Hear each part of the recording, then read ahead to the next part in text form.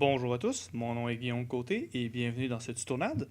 Alors aujourd'hui, on va commencer par regarder rapidement ce qu'est Unreal. On va pas tout de suite commencer la série ni à commencer à builder notre jeu. On va juste lancer un rapide coup d'œil sur comment Unreal fonctionne parce que je me suis dit que c'était probablement la première fois pour de nombreuses personnes ici qu'ils utilisaient le logiciel et je voulais éviter de perdre du monde tout en commençant.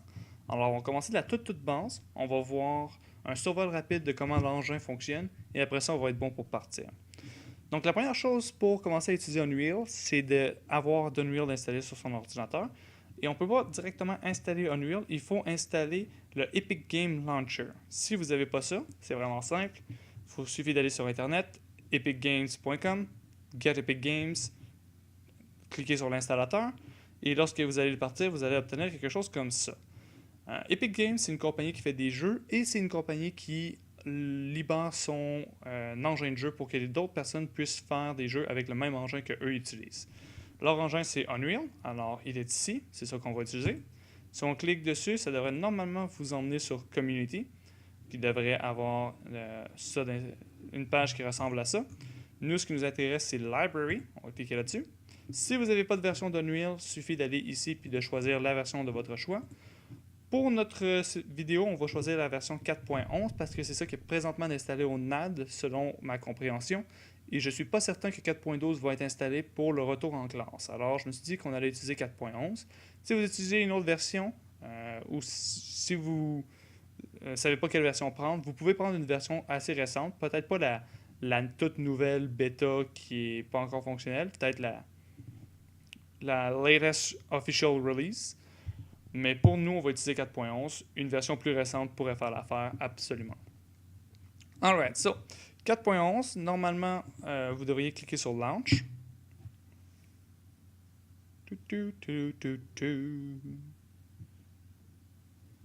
Alright, vous allez arriver à quelque chose comme ça ici, avec probablement aucun projet et un petit bonhomme triste.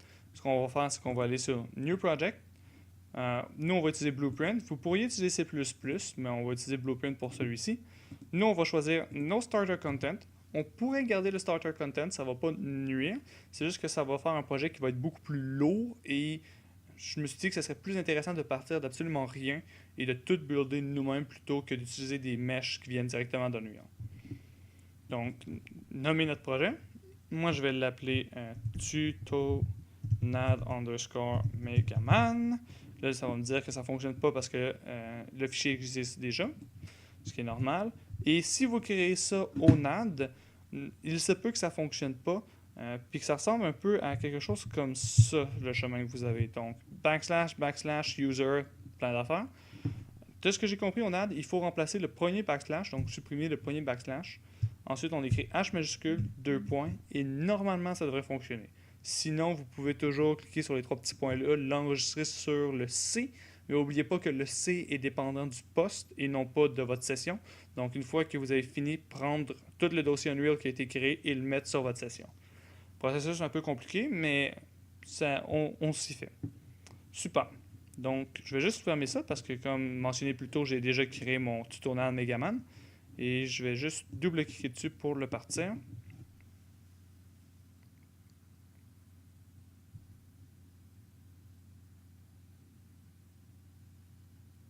Alright. Donc, voici ce que vous devriez avoir lorsque vous démarrez Unreal.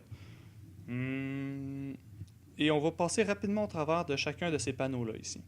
Donc, la première chose qui nous intéresse, c'est ce ici qui est notre View.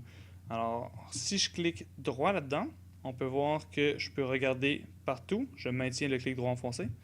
W pour avancer, S pour reculer, A pour aller à gauche, D pour aller à droite. Donc, tant qu'on a le clic droit d'enfoncer, on peut se déplacer un peu comme un first-person controller. On peut aussi utiliser Q et E pour monter et descendre. Ici, on a notre mode qui nous permet de drag and drop des objets qui viennent de Unreal à la base dans notre view. Ici, on a le Content Browser qui contient tous les assets qu'on va utiliser durant la création de notre jeu. Ici, on a le World Outliner qui nous décrit tout ce qu'il y a dans notre level. Et ici, on a les Detail Panel qui va nous montrer ce qu'on a sélectionné, comment ça fonctionne. Donc, je vais juste supprimer ce document-là. Je ne sais pas pourquoi il est encore là. Alright. Donc, comment dropper des objets qu'on a créés dans Unreal? C'est vraiment simple. En fait, je vais aller dans, ici, Simple Pictures, et on peut voir que j'ai un monkey.fbx.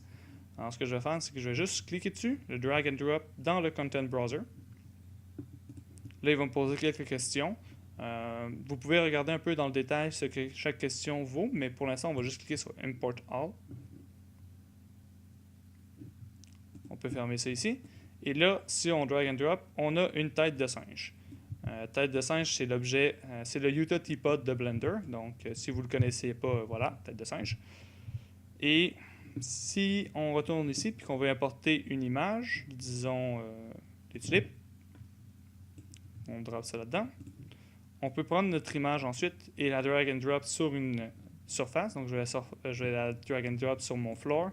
Ça va me créer un matériel automatiquement parce que, un peu comme dans 3ds Max puis Maya, on ne peut pas utiliser une texture directement. Il faut créer un matériel puis après ça, on peut dropper le matériel sur notre objet. Et voilà, ça nous crée ça ici.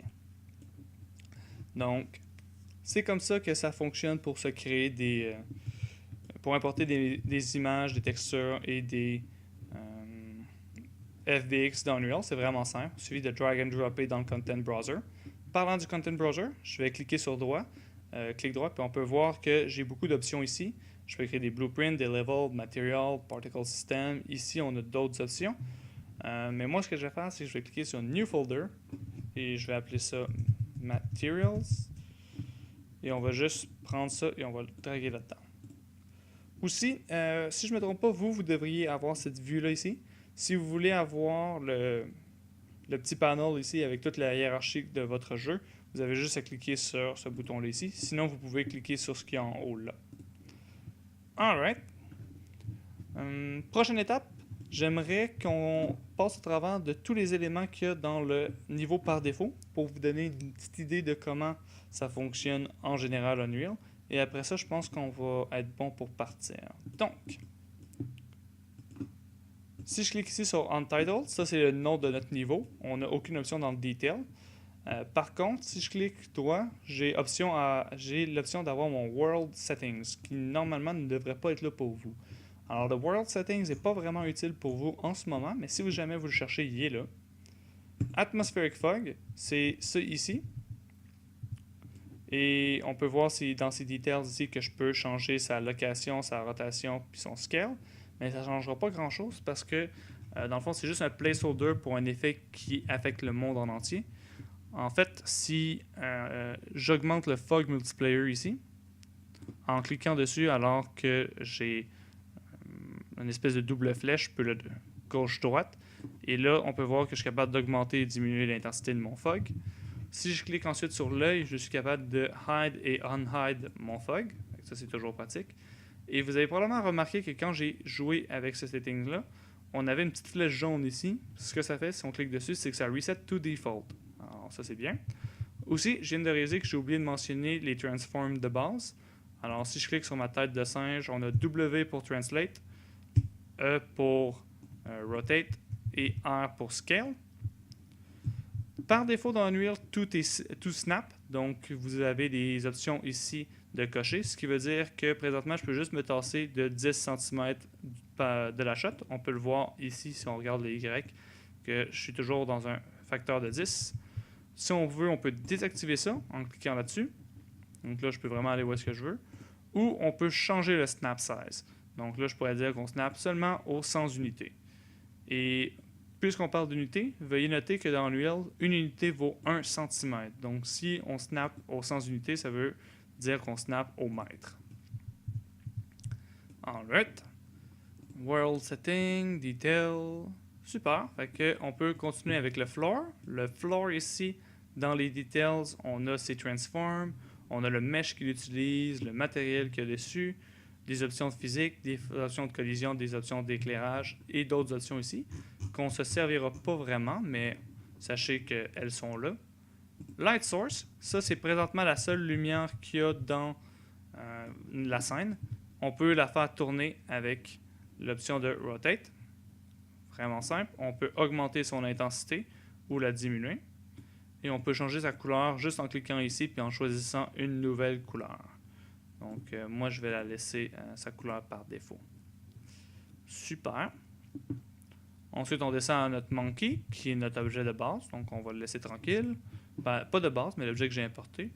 Il fonctionne pareil comme le floor, on va le laisser tranquille. Le player start, ça, c'est où est-ce que le jeu va débuter lorsqu'on le commence. Parlant de commencer le jeu, je vais appuyer sur le bouton play ici pour le débuter. Et là, on peut voir que je suis en game mode. Et si j'appuie sur W, je peux foncer dans les objets.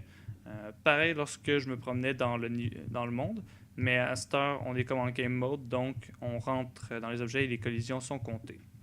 Ça, c'est parce qu'on utilise le player character par défaut. Nous, on va créer notre propre player character qui n'utilise pas ce control scheme-là.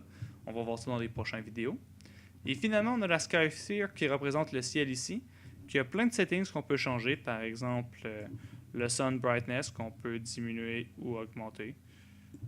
Qui n'affecte pas vraiment l'éclairage dans notre scène. C'est vraiment plus un visuel. Comme vous pouvez voir, je joue beaucoup avec le Sun Brightness, puis pas grand chose qui se passe. Mais niveau visuel, ça a quand même un gros impact. Ensuite, on a le Cloud Speed. Donc là, on peut voir que les nuages se déplacent pas mal plus vite, ce qui peut donner un look assez intéressant. Bon, il y a d'autres détails ici que je ne jouerai pas avec, mais ce qui est intéressant de savoir, c'est que le ciel ici, pour la position du soleil et l'éclairage général du ciel, ça se base sur cette lumière-là ici. En fait, si je clique sur mon ciel, vous pouvez voir que dans Directional Light Actor, c'est écrit Light Source. Et si on regarde Light Source, c'est cet objet-là ici. Notez que Light Source, c'est uniquement le nom. Je pourrais cliquer dessus ou appuyer sur F2 lorsqu'il est sélectionné pour le renommer comme je veux. Par exemple, on pourrait l'appeler Bobbin Fladish. Et là, maintenant, si je clique sur le ciel, on peut voir qu'il se réfère sur Bobbin Fladish pour son éclairage. Ça veut dire que si j'appuie sur Refresh Material, au lieu que le soleil soit là, il va être exactement là où est-ce que je lui ai dit d'être. Donc, si je change mon éclairage pour l'envoyer par là, donc là, on peut voir avec cette flèche-là ici que la lumière vient de par ici. Donc là, si je reclique sur mon Sky Sphere et que je refresh Material, on peut voir que mon soleil est apparu là où ma Directional Light lui dit d'être. Et ce qui est intéressant avec ça, c'est que si on reset tous les transforms, toute la rotation, et qu'on envoie la lumière directement à partir d'en dessous, et qu'ensuite on retourne dans notre Sky Sphere et qu'on refresh le material, on peut créer un ciel de nuit. Donc ça, c'est quand même intéressant. On peut aussi faire des super beaux levées de soleil et couchers de soleil dans Unreal très facilement avec cette lumière-là. Alors, c'était comme ça que ça résume pas mal les bases de Unreal, comment se promener dans la scène, comment drag and drop nos objets. Je pense que ça résume bien les informations qu'on devait avoir pour commencer. Alors, je vais m'arrêter là et on va se revoir aux prochaines vidéos pour un peu plus de détails et pour finalement commencer notre jeu. Alors, je vous souhaite une excellente journée et aux prochaines vidéos.